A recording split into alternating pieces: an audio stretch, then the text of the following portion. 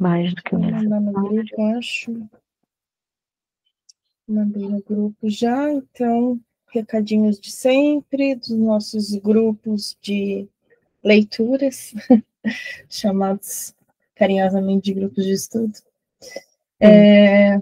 Fazemos as leituras do Afasias, né, sobre a concepção dos afasias, todas as terças, 8h30. Para quem quiser participar via Meet com a gente, ter as discussões junto, o link fica lá no nosso Instagram, nos Vazelos.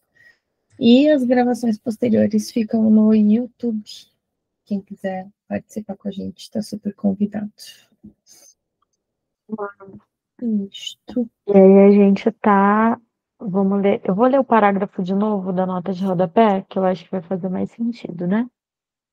A incapacidade de utilizar substantivos no fluxo do discurso e de nomear objetos reconhecidos é, digamos, um dos sintomas mais comuns da chamada afasia amnésica, a qual foi distinguida por autores mais antigos ao lado da afasia atáxica. Aí a gente tem a nota de rodapé, que é a diferença entre a afasia amnésica e a atáxica foi apresentada em 1866 por Saunders. Não nos ajudou muito. Mas a gente tinha feito essa discussão anteriormente, né? Lembra, Tatá? A gente tinha falado sobre a diferença da atáxica, que é mais sobre uma coordenação do movimento com a memória, algo nesse sentido, né? Uhum. E não necessariamente sobre a memória somente, mas uma questão de afasia do movimento também, né? A relação dessa afasia amnésica. Tem uma pergunta. Tem uma relação com a relação centro-motor e centro de linguagem? Eu acho que ele você está falando trocando isso ali para cima. e Eu acho que é remeteu àquilo justamente que isso. Eu acho que é justamente isso que ele estava descrevendo anteriormente, e aí ele fez essa diferenciação de duas afasias por conta dos centros, né? Ele estava falando de um centro específico.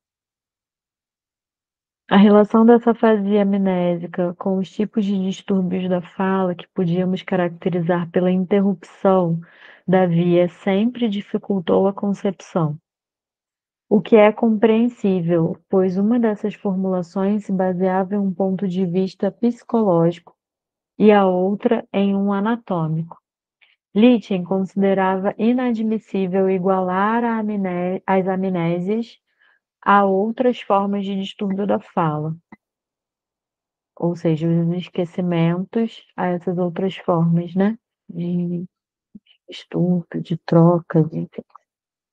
Ele era da opinião que a amnésia era um sintoma acessório dos tipos descritos por ele e de seus estados de degeneração, mas dizia que ela não era um sintoma derivado do foco e se apresentava em processos patológicos mais difusos, ou seja, ela podia ser sintoma de outras patologias e não necessariamente estar só relacionada às afasias.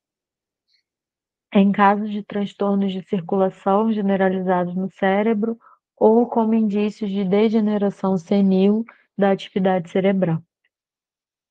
De início, não é evidente a exigência de se deixar de lado, em uma classe inteira de distúrbios de linguagem, o ponto de vista da localização, que foi declarada como única determinante para outra classe. Graschen, na verdade, procurou analisar as características de seu caso de afasia amnésica com base no esquema aqui produzido, da figura 6, e chegou à conclusão de que o mesmo pode ser elucidado quando se propõe que a via que vai das imagens acústicas para as imagens de objeto está livre, mas a que leva às imagens acústicas está interrompida. Então, o doente seria capaz de associar uma palavra que lhe foi dita ao objeto nomeado, mas incapaz de encontrar a imagem acústica referente a um objeto que lhe é apresentado. E surgiu, hoje eu estava relendo esse texto da afasia, estudando, na verdade. E aí você falou da imagem acústica. E aí eu falei, deixa eu dar uma pesquisada, porque esse termo eu achei curioso, quero saber o que vocês pensam sobre, vocês entendem por imagem acústica. Eu fui fazer uma pesquisa e aí toda definição vem a partir, sobretudo, do Saussure. E no caso, Freud é antes do Saussure, né? E aí eu fiquei pensando o porquê dessa dimensão de imagem. Talvez por uma concepção de que a memória ela capta imagens e a sensação, digamos, do som, aquilo que escutamos, que é isso que evoca a ideia de imagem acústica.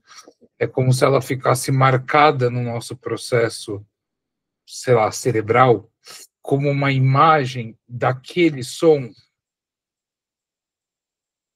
Eu vejo. Tá, termina de perguntar. Não, era isso, era isso. Eu não tem nada a ver, essa é a minha dúvida. Eu leio imagem acústica e aí foi uma das discussões que a gente teve bastante aqui na nossa primeira leitura desse texto, como a forma que a gente reconhece o- a pronúncia daquela palavra, sabe? Como quando a gente aprende B com A faz de bar, tá? Essa construção do que é essa palavra, da forma como ela se pronuncia. Então, não necessariamente uma imagem, mas da construção de como se pronuncia, de como se escuta essa palavra. Entendeu? Não sei se eu ajudei ou se eu compliquei. Não, ajudou, mas eu fiquei pensando o quanto isso dependeria de um processo de letramento no sentido da escrita, né? E aí eu procurei pensar em sociedades pré-escrita, onde a escrita não existe, e que ao mesmo tempo se falava, evidentemente, né? E aí talvez de forma mais difusa, talvez de forma menos plástica, você tenha um mesmo processo mais talvez tênue do que aquela sonoridade representa e que o letramento deixa isso de maneira mais esquemática. Mas quando alguém escuta a palavra, qualquer palavra, né, o que isso vai se compondo em termos de uma imagem. Porque a palavra imagem, ao pensar o letramento, acho que é fácil da gente pensar. Babebi babu e por aí, como que as palavras soam, separação de sílabas e por aí vai. Mas aí eu gostei muito do seu comentário e me fez pensar, por exemplo, no processo sem letramento, né? Então, Nessa noção de Tem imagem uma, acústica. tem uma brincadeira que fazem às vezes com a gente, não sei se vocês já ouviram, que é quando uma pessoa fala assim, não pensa em um elefante. A primeira coisa que você fez foi imaginar um elefante, mas você tem uma certa bagagem imagética para isso. O elefante que você imaginou não é o mesmo que a Vanessa imaginou. E daí reside um quê de imagem sendo formada, não necessariamente uma imagem projetada, mas um quê de imagético, que ao ouvir sobre não fazer algo, ainda assim a gente faz. Então não vai ser necessariamente atrelado ao letramento, e sim ao que aquilo provoca e gera de imagético em nós, que faz Ah, com que a gente crie uma determinada imagem. Se ela vai ser simbolizada posteriormente ou não, aí seria uma outra questão. Mas ela cria um quê de imagético, nem que seja uma sensação.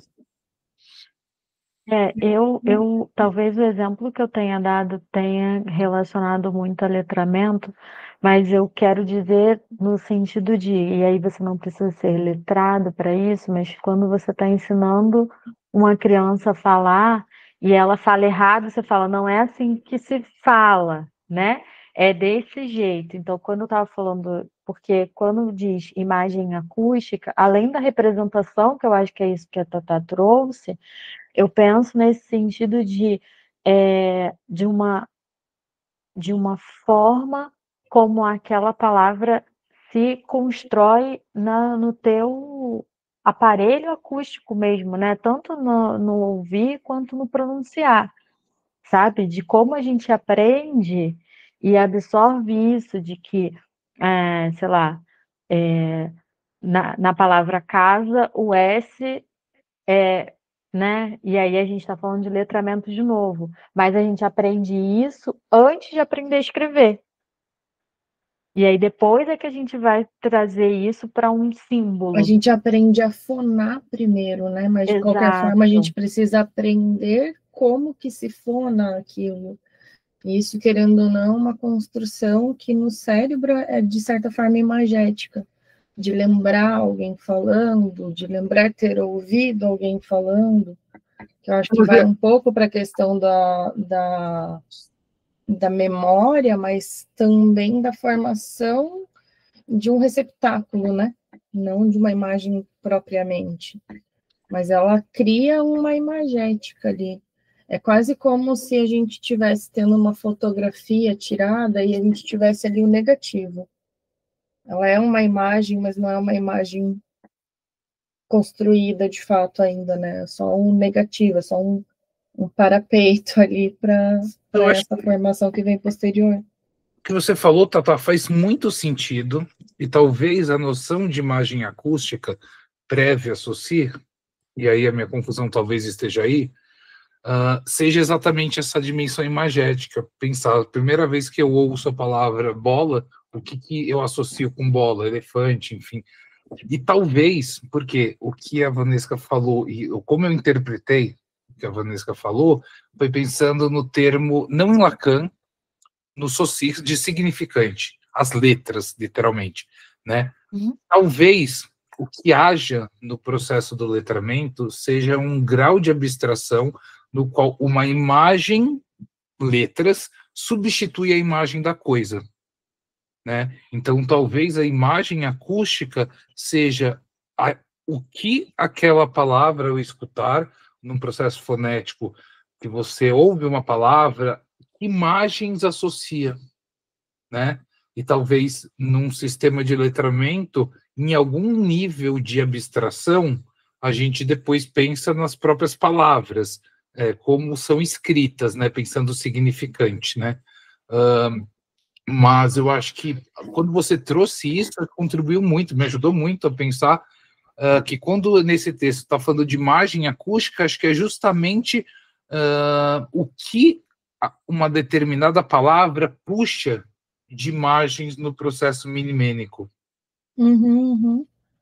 E até pensando que você está trazendo de Saussure, e ele vai fazer uma diferenciação, o Lacan, na verdade, vai diferenciar dele, no sentido que o Lacan coloca como mais prevalecente, digamos assim, o significante.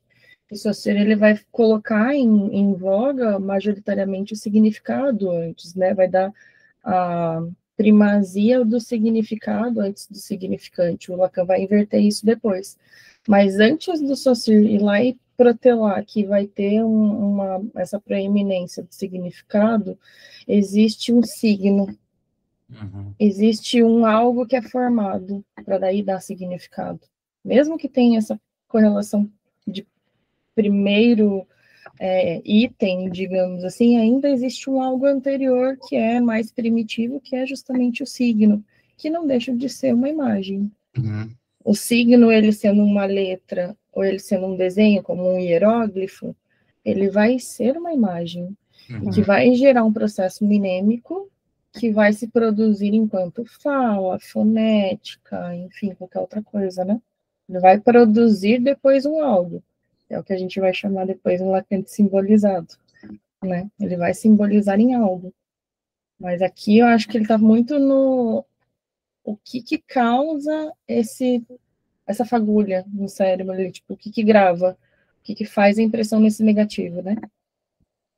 Até porque a gente está vendo um Freud descrever qual era a concepção para depois ele construir outra coisa, né? Então, não necessariamente ele concorda com isso, mas ele precisa explicar o que está dado cientificamente até ali, e aí, nesse meio tempo que ele vai explicando, ele vai questionando também para depois ele dizer, bom, dito tudo isso, eu acho o contrário, e aí eu vou explicar o que eu acho. Então, a gente Dito tudo isso mesmo, porque ele, né? exato. Essa volta aí ao mundo, né, que ele dá para ele chegar na conclusão final dele. Então, voltando aqui. Gramsci, na verdade, procurou analisar as características de seu caso de afasia amnésica com base no esquema aqui reproduzido, que é a figura 6, e chegou à conclusão de que o mesmo pode ser elucidado quando se supõe que a via que vai das imagens acústicas para as imagens de objeto está livre, mas as que leva às imagens acústicas está interrompida. Então, o doente seria capaz de associar uma palavra que lhe foi dita ao objeto nomeado, então, escutar e identificar qual foi o objeto que foi falado, mas ele não consegue olhar o objeto e identificar a palavra que representa aquele objeto, né? Mas é incapaz de encontrar a imagem acústica referente a um objeto que lhe é apresentado. E até Corte, pensando né, assim, no é uma processo coisa que de depois a gente volta. acaba. Uma coisa que depois a gente vê que não tem como acontecer, né? Que uma vez falado, por mais que você escute e consiga associar algo, reproduzir, vai ter uma imagem mnemônica formada de alguma forma, né? Mas aqui ele está propondo, ele está falando que a proposta era essa, né? Fala, Bruno. Não, sim, sim. Por mais que essa teoria está errada, do ponto de vista de uma observação fenomênica, no sentido, a pessoa não consegue vincular, se dissociar, não que deixou de existir nele. Por isso que eu falei o caminho de ida e volta. Então parece que tipo de lá para cá consegue fazer o vínculo, só que de cá para lá voltando não conseguiria, porque talvez há um corte, não na ida, mas na volta um pouco isso, né? Me pareceu Sim. que, seja se essa teoria se consolida para pensar fazer hoje, mas a hipótese explicativa dessa teoria, à luz de uma pessoa não conseguir fazer o vínculo em um determinado trajeto, né, e consegue fazer em outro, me parece que indica esse processo. Sim. E aí a descrição da figura 6, esquema com o qual Graça explica o distúrbio funcional do seu doente. A. Indica o centro de imagem acústica. B. O centro de imagem de objeto. C. O centro de símbolos, ou seja, de letras, palavras e números escritos ou impressos. D. O centro das representações de movimento da fala. F. Os núcleos dos nervos fonadores e articuladores. G. O centro de representações do movimento da escrita. H. Os núcleos dos nervos motores que agem no momento da escrita. Então, tem como se fosse uma junção, tipo um Frankenstein mesmo, né? Uma junção de cada pedacinho.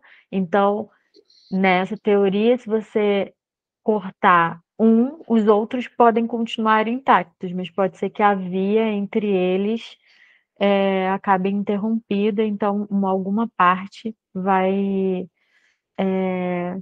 ser prejudicada, mesmo que ela não tenha sido afetada pela lesão. Seu mérito constituiu no fato de ter rejeitado mais uma vez essa tentativa de esclarecimento com as seguintes palavras, abre aspas, dessa forma, afinal, todo sintoma poderia ser explicado.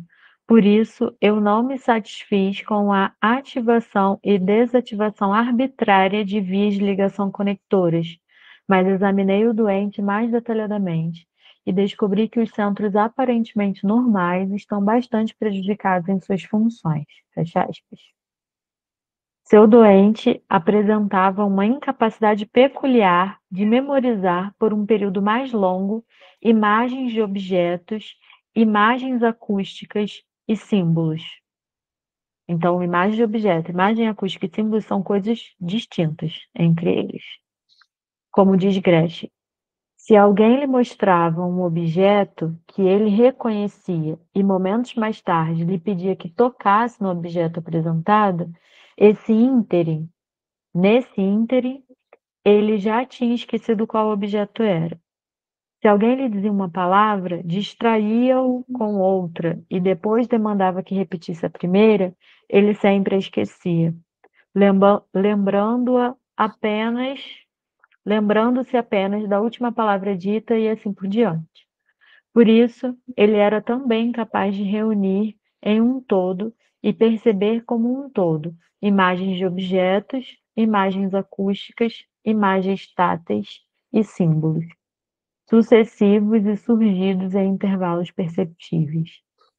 Se uma pessoa cobria a imagem de um objeto que ele conhecia com uma folha de papel em cujo centro uma janela fora cortada e deslizava o papel de forma que a imagem fosse pouco a pouco visível, ele não conseguia formar a imagem a partir das impressões parciais assim obtidas.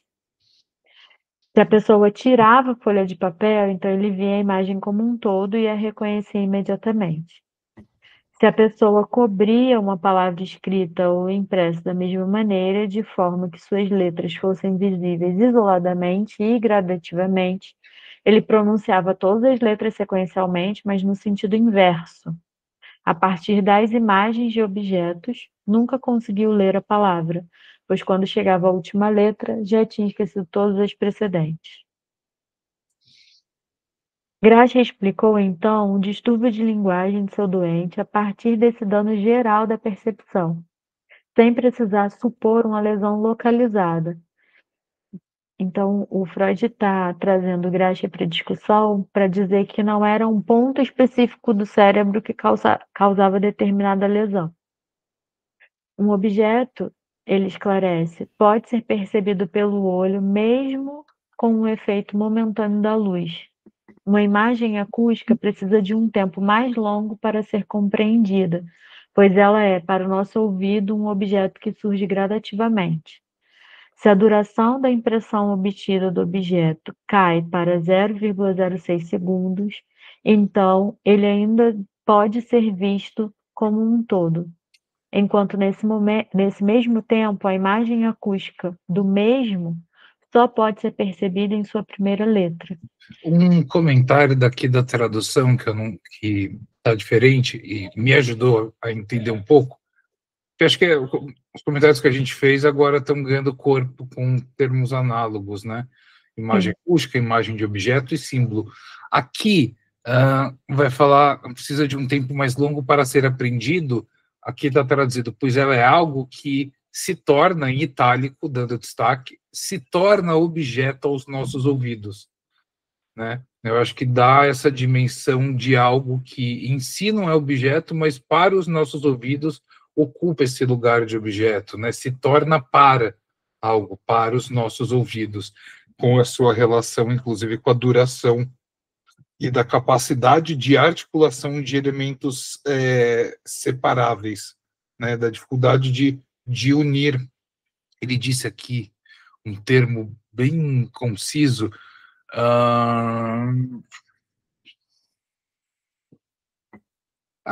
impressões parciais, ou seja, não consegue, a partir das impressões parciais, não consegue construir mentalmente o conjunto, né?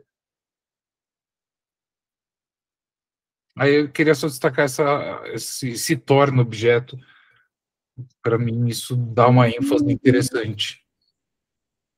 Meio que vai fazer essa impressão no cérebro, né, de uma forma, assim, vai imprimir algo ali, né? Imagem do objeto e imagem acústica, porém, não se correspondem parte por parte. Se tomarmos a palavra píferde, não sei se assim se pronuncia, cavalo, o som do P, por exemplo, não corresponde a nenhuma parte do objeto cavalo. A imagem acústica precisa estar pronta antes que possa experimentar uma relação com o objeto. Portanto, se uma imagem acústica deve ser evocada a partir de uma imagem de objeto, então a imagem do objeto deve estar pronta e durar até que as partes isoladas da imagem acústica tenham surgido gradativamente.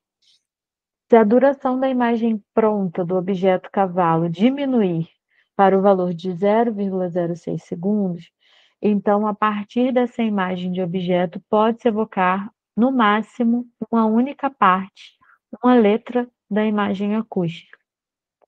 Se, inversamente, a imagem de um objeto tiver de ser evocada a partir de uma imagem acústica, então uma parte da imagem acústica que está se formando tampouco pode ativar uma parte da imagem do objeto, porque as partes dessa imagem não se correspondem. A imagem acústica precisa, na verdade, estar pronta e durar até que a imagem do objeto tenha surgido. Mas como a imagem do objeto precisa de apenas um momento para surgir, então ela aparece mesmo com a duração reduzida da imagem acústica. É aquela coisa, se eu mostrar algo, tipo, vocês vão saber o que é, a imagem acústica já se formou desse objeto. Mas se eu falo cá, vocês não sabem se é casa, carro, cavalo, até que eu tenha formulado a palavra inteira. Então, a imagem acústica, a partir de um objeto, ela se forma mais rápido, mesmo com menos tempo de exposição do objeto. Sim. Uhum. E para formular uma imagem acústica a partir de uma palavra dita, né, de uma fonada, assim, de uma... Para formar uma imagem de objeto a partir de uma imagem... um pedaço de imagem acústica é mais difícil, sim. Isso. Me embolei, mas consegui. Eu usei um termo quando eu estava comentando antes, que foi esse comentário realçou. Me parece que a imagem de som, imagem acústica, imagem sonora, ela é como se fosse um grau de abstração da imagem de objeto. Não sei se faz sentido para vocês isso. Como assim um grau de abstração? No sentido que se reporta a imagem de objeto, né? E ao mesmo tempo é uma imagem no sentido fonético do que se escuta, por exemplo, de uma palavra, e tem esse referente a. Então, nesse sentido de abstração, no sentido de que uma casa, quando você lê a palavra CA... relação de dependência, né? Isso. Quando você vê a palavra casa, não parece uma casa, né? Que são, acho que, eu li hoje sobre isso, que são... que é por indexação, por processo simbólico e por um outro iconográfico. O iconográfico é onde tem um sinal, por exemplo, de seta para um lugar. Isso é autoevidente. O de indexado, se eu não me engano, era aquilo, tipo, tem fumaça, e você aponta, você já associa o que tem fogo. O simbólico é isso, que são uma palavra. Na palavra casa, ou home, house, enfim, você não tem o desenho de uma casa, você não tem a imagem de uma casa. Então, nesse sentido de abstração.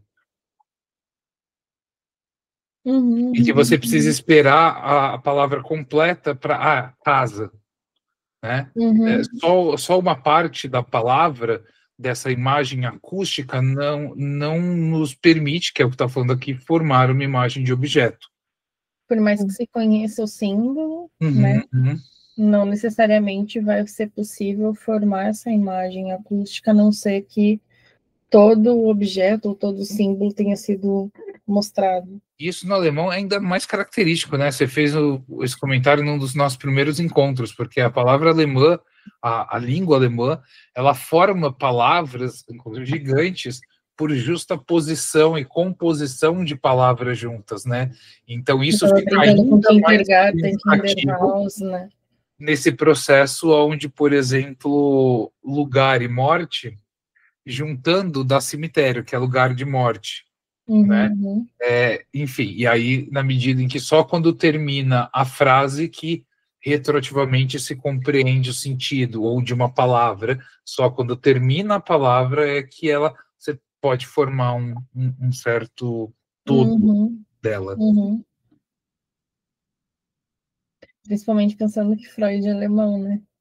Faz todo sentido ele pensar em como ele está pensando a concepção das afasias por esse ponto de vista também, né?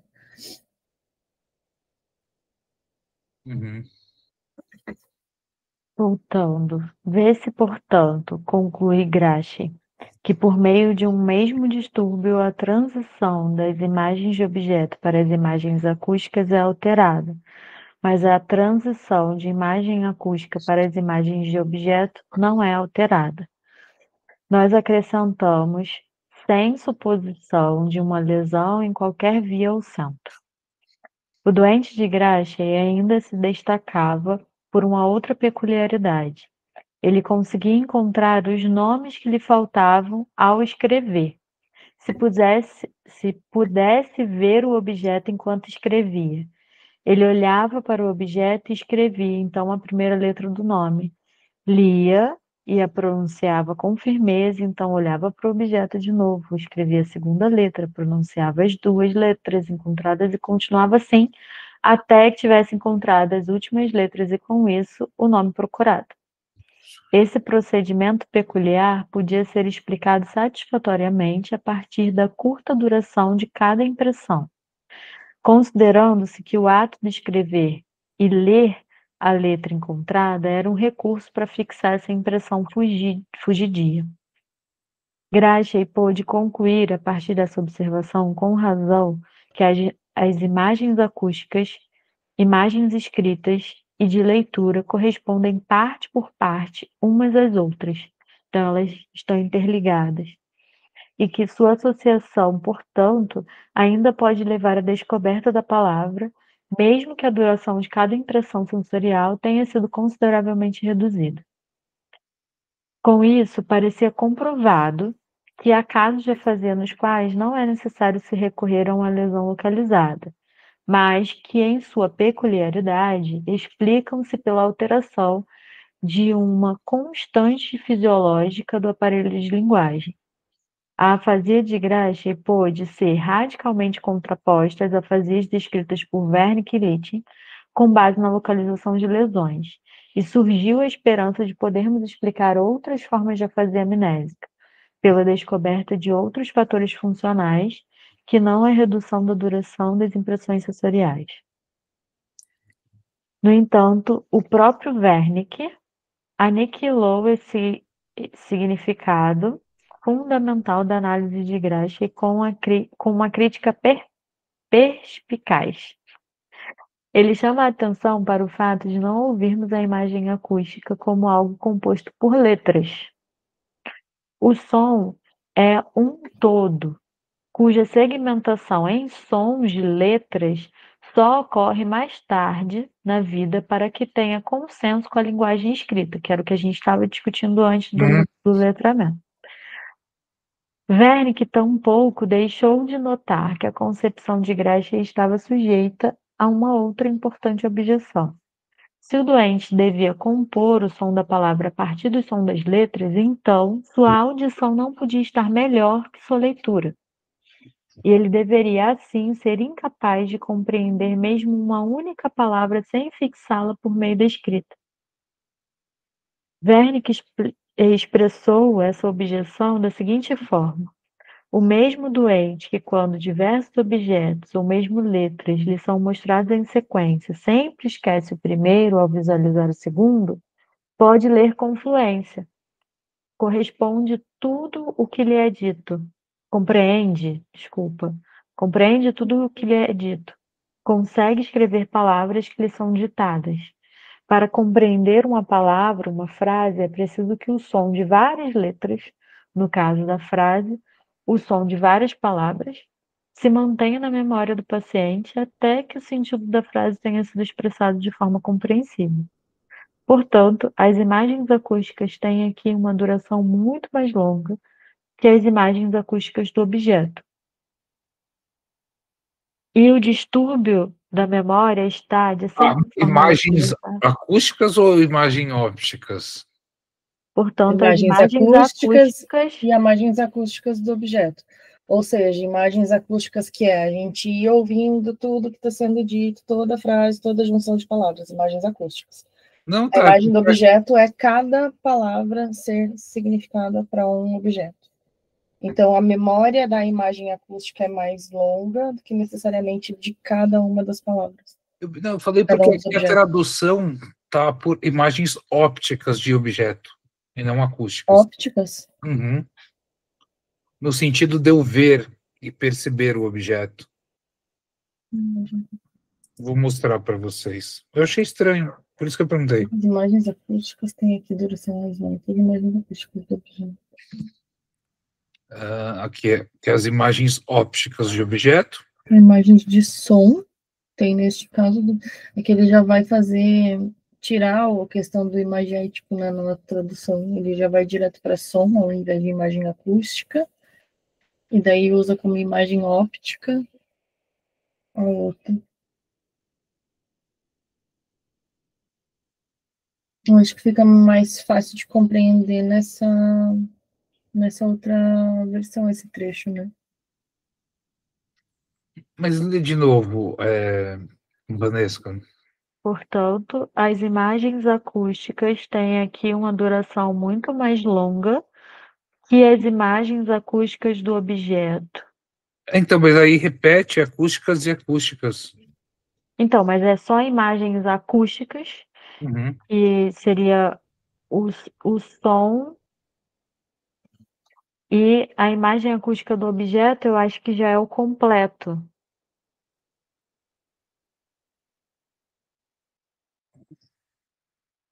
O que aquela imagem representa, de certa forma.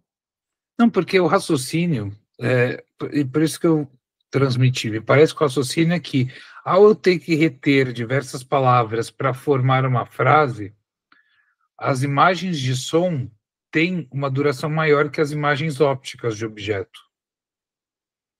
Me parece que a tese do Verne, que é dessa oposição, está colocando que essas imagens de som, no exemplo de uma frase com som de várias palavras, e ao terminá-la, que se tem um certo sentido que se consegue reter, essas imagens de som, neste caso, uma duração maior que as imagens óticas de objeto, no sentido de ver o próprio objeto e o distúrbio de Porque memória. ele lembra, na hora que ele está escrevendo ali, ele lembra qual é a ordem das letras, só que ele tem que olhar para o objeto várias vezes.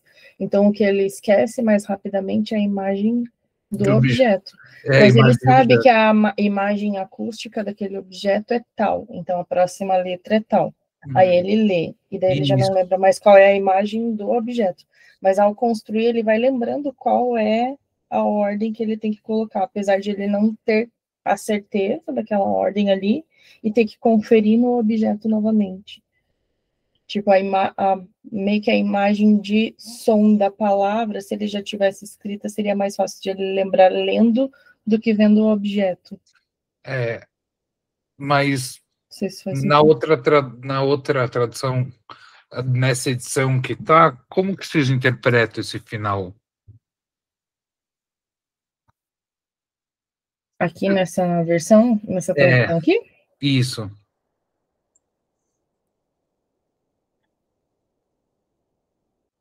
Mesma forma. Mesma forma? Tá, então acho que foi uma dificuldade minha, porque parecia que ia para lugares diferentes quando usava imagem acústica de objeto. Entendi. E me soou muito estranho.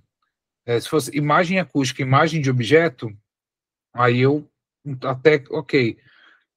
Ou seja, omitindo ópticas daqui, eu entenderia. Agora, imagem acústica de objeto seria diferente de imagem acústica pelo objeto. Enfim, né? Essa foi a confusão para mim. E aí, pelo menos nessa edição, ajudou. Vou voltar a frase só para poder terminar. Portanto, as imagens acústicas têm aqui uma duração muito mais longa que as imagens acústicas do objeto, e o distúrbio da memória está, de certa forma, localizado na medida em que afetou preferencialmente a região óptica. Então, acho que resolve ali, quando ele inclui, pelo menos no final do seu, tem essa questão, na medida em que afetou preferencialmente a região óptica. Vimos que Wernicke não pode esclarecer o caso de Grace a não ser por um distúrbio funcional localizado na parte óptica, né? Portanto, irregular. Porém, não posso concordar que o deslocamento desse distúrbio para a área óptica esclareça a peculiaridade da observação de Grace. Lembremos, por exemplo, que Grace provou diretamente a duração extraordinariamente curta também das imagens acústicas para seu caso. Além disso, se a duração das imagens acústicas não estivesse reduzida de forma decisiva, não se poderia entender para que o doente precisa. Não se poderia entender para que o doente precisa da fixação das letras encontradas por meio da escrita e leitura. Então, ser apresentado várias vezes, né, as letras, para que ele pudesse ir completando. Ele deveria conseguir chegar à imagem acústica inteira, sem nenhum auxílio, se renovasse a impressão do objeto com frequência suficiente. Então, se ele olhasse toda vez, várias vezes, ele conseguiria escrever a palavra de uma vez só. Assim, o caso de Grace demanda uma outra explicação, e espero que esta, que será agora detalhada, que as outras não foram, se mostre incontestável. A redução generalizada da duração das impressões sensoriais realmente não pode levar a um distúrbio da linguagem como esse aqui discutido. Jäger estudou em detalhe um doente com um transtorno da memória bastante semelhante, também em consequência de um trauma, tendo dado a devida atenção ao seu distúrbio de linguagem. Esse doente tinha dificuldade em encontrar substantivos e adjetivos no fluxo do discurso e precisava de constante encorajamento para dizer o nome de um objeto que vira. Uma Mas pergunta. após... Fala. Quando nesse texto, pré-psicanálise, fala-se em trauma, o que vocês pensam por isso? Lesão Lesão, física. isso. Tá. Isso. Seja por derrame, ele já citou aqui antes, né? Derrame, pancada, inchaço, perda de massa. É isso que ele está chamando de trauma. Tá, obrigado. Nada. Eu sempre Mas associo com o traumatismo da medicina e como aqui ainda a gente tem muito do Freud médico, trauma vai ser muito associado à parte física, né? sim. Mas após uma longa pausa, ele sempre encontrava a palavra buscada. E essa pausa não era utilizada para buscar a palavra soletrando-a. Ela surgia repentinamente, como uma explosão. Para explicar o caso de Grace, portanto, nós precisamos supor que, além do enfraquecimento generalizado da memória, havia um distúrbio localizado e deslocá-lo para o centro das imagens acústicas. Trata-se, então, do caso que Bastian descreve como segundo grau de excitabilidade reduzida, em que um centro não reage mais ao estímulo normal, arbitrário, mas ainda consegue funcionar por associação e a partir de estímulos sensíveis. Fala, Bruno.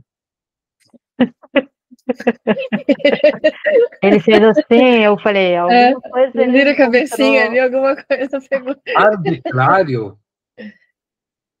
Estímulo normal arbitrário. Aqui está voluntário. Voluntário? Não que em nenhum contexto isso possa se assemelhar, né? Mas assim, enfim, A escolha né? da palavra é peculiar. O centro Porque de existe imagem. um quê de formação e de excitabilidade Arbítrio e vontade. que... Acho que nesse sentido eles se tocam. É porque são palavras que têm certas densidades, né? De Conotações morais. Mas sim, arbítrio e vontade é a mesma, tem essa mesma raiz, vou chamar assim, nesse sentido. O centro de imagens acústicas, no caso de Grace, não consegue mais ser estimulado diretamente pelas associações com objetos, mas permite retransmissão da excitação para a imagem de leitura associada à imagem acústica. A partir dela, durante o momento em que a excitação advinda do objeto visto exerce seu efeito, a primeira parte, letra, pode ser reconhecida. E por meio da repetição desse processo, as restantes também podem ser reconhecidas. As letras da imagem de leitura, assim compiladas, despertam então a imagem acústica que não pudera ser despertada a partir da associação com os objetos. Um breve detalhe, mas que eu gostei de como aqui traduziu, fala da excitação provinda do objeto visto estiver ativa, e aí fala algo como um efeito, né? Eu gostei dessa dimensão de ativa, que enquanto ela estiver atuando, né, uma ideia de duração, porque efeito parece que a causa ficou lá para trás, mas é o efeito, né? E é aqui como fala de estar ativa, me parece que enquanto isso ainda está operando de alguma forma dentro do meu processo das imagens, né? Desse processo cerebral. Minha explicação fundamenta-se, sobretudo, no fato de que o doente de Gracie sofria inicialmente de surdez verbal, ou seja, tinha uma ampla lesão no mesmo local que eu suponho ter sido atingido por uma lesão menor, a fim de explicar os distúrbios descritos por Gracie. Além disso, eu também parto do princípio de que a parte acústica do aparelho de linguagem reagiu de forma solidária a essa lesão, conforme expliquei ao discutir a afasia motora transcortical. Casos como o de Gracie, aliás, já eram conhecidos anteriormente. Um doente cuja observação é relatada por Graves, após um acidente vascular cerebral, perdera a memória para substantivos e nomes próprios, mas lembrava-se com grande segurança das primeiras letras dos mesmos. Ele achou apropriado organizar uma lista em ordem alfabética dos substantivos mais usados, que ele carregava constantemente consigo e na qual apoiava-se para conseguir falar. Estratégias, né? Estratégias. Se precisava de uma palavra, buscava entre as letras iniciais, reconhecia a palavra procurada, aparentemente pela imagem de leitura, e então conseguia pronunciá-la enquanto mantivesse os olhos fixos na imagem de leitura. Assim que fechava a lista, ele esquecia de novo a palavra. Está claro que esse doente também dispunha das palavras através da associação por meio da imagem de leitura. E é engraçado que ele sabe o que ele tem que procurar. Né? Ele sabe a primeira letra. Ele sabe mais ou menos qual é a formação sequente, né? O que vem depois, tipo, ele vai procurar a primeira letra, mas ele vai entendendo quais vão vindo depois para informar que é mais ou menos o que o outro exemplo ali em cima estava falando, né? Não sei se já aconteceu com vocês ou se vocês já viram algo assim, mas, por exemplo, você esqueceu uma palavra e você começa com A, e aí você fica trazendo várias palavras com A, várias, e é até que você encontra aquela que você queria dizer. Eu acho que é meio que isso, sabe? Ele tinha uma listinha, e ele falava, eu sei que começa com essa letra, mas eu não consigo lembrar ela toda. Aí quando ele via, e aí ele via várias. Não é essa, não é essa, não é essa, não é essa, não é essa. Vi, falei, fechei, já não lembro mais qual é. Entendeu? Meio que isso. Quando eu li, eu fiz essa associação. Não é raro observar na patologia dos distúrbios da linguagem casos em que a atividade de um centro precisa ser apoiada pela atividade associada de outro centro. Então, que ele está falando que ele conseguia uma coisa através do outro centro, né, o de leitura. Quando deve ocorrer um desempenho de linguagem? Eles ocorrem mais frequentemente no centro visual, o local das imagens das letras, motivo pelo qual, nesses casos, a leitura é impossível se cada letra não for escrita ou desenhada no ar. E aí esse nome eu não vou saber pronunciar, Foi o primeiro a comunicar a observação de um afásico que só lia escrevendo. Nas novas lições de Charcot, traduzidas por mim, encontra-se a história clínica detalhada de outro doente com cegueira verbal que se servia da mesma estratégia. A patologia dos distúrbios da linguagem repete, com isso, simplesmente um estado que era normal durante o aprendizado das funções da linguagem. Enquanto ainda não conseguíamos ler fluentemente, todos nós procurávamos assegurar o conhecimento da imagem da leitura, despertando todas as suas outras associações.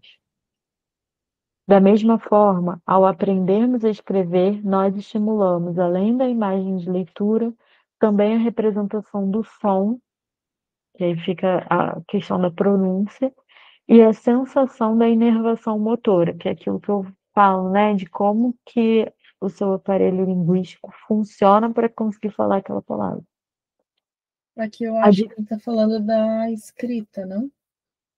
É porque aqui ele conecta os três. Ó. Enquanto ainda não conseguíamos ler fluentemente, então para ler fluentemente você acabava usando de outras estratégias para juntar e aí conseguir fazer a leitura, né? Da mesma forma, ao aprender a escrever, a gente estimula a imagem da leitura, da representação do som e a sensação da inervação, é da escrita mesmo. Isso. Não da fala. Entendi. Uhum. A diferença está apenas no fato de que, ao aprendermos, estamos ligados à hierarquia estabelecida nos centros que assumiram suas funções em diferentes momentos. Primeiro o acústico sensorial, depois o motor, então o visual e, por último, o gráfico. Enquanto nos casos patológicos é utilizado primeiro o centro que se conservou mais apto.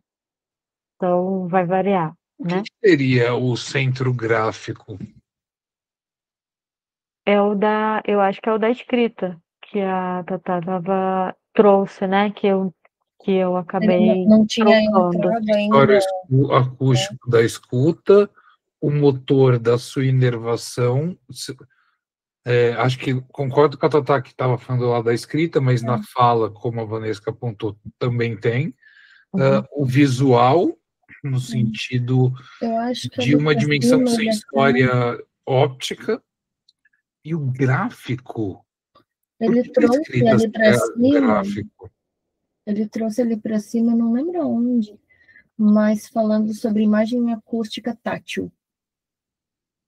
Que é também essa coisa do pegar e projetar, né? Então, acho que é um pouco disso, assim, o gráfico no sentido de grafar, de, né, projetar o... Acho que aqui, quando ele está falando do acústico sensorial, o motor, esse motor aqui é o que eu estava falando do aparelho fonético, né, de fala, e quando fala por último gráfico, é porque a última coisa que você aprende dentro da inserção na linguagem é a escrita, então o gráfico seria cada símbolo, como que você vai escrever, entendeu? Por isso que é aqui que a Tatá trouxe em cima. É porque em cima ele fala de inervação motora, e aí aqui ele traz o motor como outra coisa. Então, por isso que eu confundi faz no sentido. Anterior. E até durante Seguindo todo passo o a texto... passo. E que a gente aprende a escrever lendo. Nos esquemas ele estava trazendo imagem motora, né? Como a parte da fonética, do falado, né? O motor de fonético mesmo, né? Isso. Eu acho que ele retoma isso, porque ele está trazendo muito do gráfico agora, tipo, fazendo essa coisa da leitura, do escrita, e daí, para não confundir, ele retoma a ideia do motor, que foi onde ele iniciou com Witting e Wernicke, né? Sim. Eu até pesquisei aqui no PDF a primeira ocorrência da palavra gráfico nesse livro.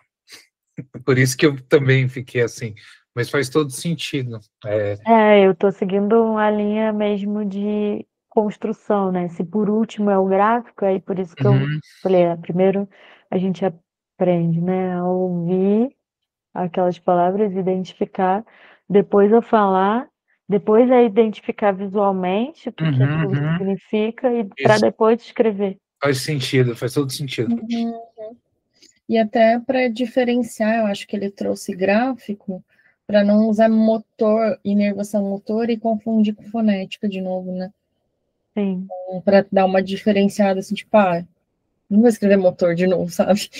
Não ia acontecer o que ele acabou de fazer lá, imagem acústica do objeto. Tipo, ele ia, né, de novo ser repetitivo. Só terminar esse parágrafo para a gente não parar no meio, né? A peculiaridade dos casos de graves e graxes só pode residir no fato de que aqui é justo o centro das imagens acústicas, que precisa do apoio por parte de outros centros que normalmente dependem dele para sua atividade. Até aí tudo bem? É que eles não funcionam isoladamente. Sim, é porque até aqui estava se dizendo que a imagem acústica ela era como se aquela coisa da primazia, né? Ela era superior às outras. E esses casos, eles mostram que ela também pode precisar de um suporte das demais para acontecer, né? Então, tá aí a contradição do esquema anterior apresentado. Parece que o Freud ele está já desmontando essa doutrina localizacionista. Uhum. O sentido da localização que os esquemas primeiros mostram, né? E aqui ele me parece que está colocando muito mais em termos funcionais, sei lá, se tem aquela doutrina localizacionista, localização, parece que Freud avança, não que ele funda essa doutrina, mas avança para o que poderia, se não doutrina, uma concepção funcionalista, digamos assim. E até então ele estava trazendo só uma explicação do que eram as outras teorias e hipóteses a respeito desse aparelho, né? E ele iniciou ali essa parte do texto já falando, a partir daqui eu vou realmente discorrer sobre o que eu acho que é, né? Trouxe os pontos que todo mundo levantou, fiz as devidas correções, mas trouxe ali, né, sem contrapor demais. Agora eu vou dizer o que eu acho que é. E daí agora ele começa a contrapor muito, tipo, o que foi dito antes, explicado assim, não faz sentido por causa disso, disso, disso. O que foi Eu dito acho em que ele tal vai parte desse. começar. Ele vai começar a apresentar os próprios argumentos, né? Que ele estava trazendo os argumentos de vários outros teóricos para conversar e se contrapor, e agora ele vai começar a trazer os próprios argumentos. Eu acho que talvez fique mais interessante daqui para frente para a gente, né? Para a gente vai ficar. Assim espero. Mas, sim, concordo. Uma observação. É muito interessante como o Freud, nessa discussão, não digo as teses, né, mas enquanto tema, abordar o tema, tem o núcleo de grande parte da discussão do Saussure, né, da relação fonética, da relação da fala, da relação da imagem de som, imagem de objeto, significante, significado, com outros termos, né? Lógico que não é só o Freud, ou seja, ele está trazendo vários autores que procuravam, precisaram falar, ter uma teoria da linguagem, do aparelho de linguagem para dar conta da afasia. É interessante isso, né? E o papel importantíssimo da linguagem já em Freud. Acho que a partir do momento que ele começa e se propõe a ouvir também, né, a fazer a escuta, também vai nele criando algo. Acho que isso está um pouco na iminência de acontecer, mas ele vendo que algo precisa eclodir daí, né? Que ele, ao observar que a fala produz um algo, vai eclodindo nele uma ideia de tipo, pô, tem algo de linguagem residindo aqui, então, né? E eu acho que é importante a gente lembrar que isso ali era colocado pela ciência do que nos diferenciava dos outros animais. Então, bom, se o que nos diferencia de outros animais é a linguagem, é em cima dela que eu preciso trabalhar para criar alguma teoria sobre esse bicho humano, né? Não sei, me vê isso agora, assim, tipo, então, por que olhar para a linguagem? Eu acho que muito Acho que por vai aí muito também. de uma observação de como que o animal humano tem essa capacidade do convívio, né? De estar em uma sociedade, de estar em contato com outros humanos e de produzir algo que outros animais não produzem a partir da fala. Eu acho que isso leva ele, tipo, pô, mas por que a linguagem produz algo, né? Sim. Faz sentido. E aí, mas tecnicamente da fala, aliás, da língua, mais do que a linguagem, né? Porque tecnicamente linguagem os animais têm. Eles não têm língua. E aí, nesse sentido propriamente humano. Uhum. Sim. Bom, gente, é isso. Estamos na Nos página vemos 30. 30 do PDF. Nos vemos na Semana próxima que vem. terça, se todos puderem. Hasta. Eu vou ver se eu acompanho Tá nos bom. meus estudos. O que eu perdi, enfim, eu recomecei esse texto do zero, fazendo anotações, e eu percebi que rendeu bem mais. Então, acho que já vou conseguir na semana que vem acompanhar e tá. Qualquer Sim. coisa tá lá no YouTube. Como diria. É, É tá, isso, gente. gente. Parar gravar.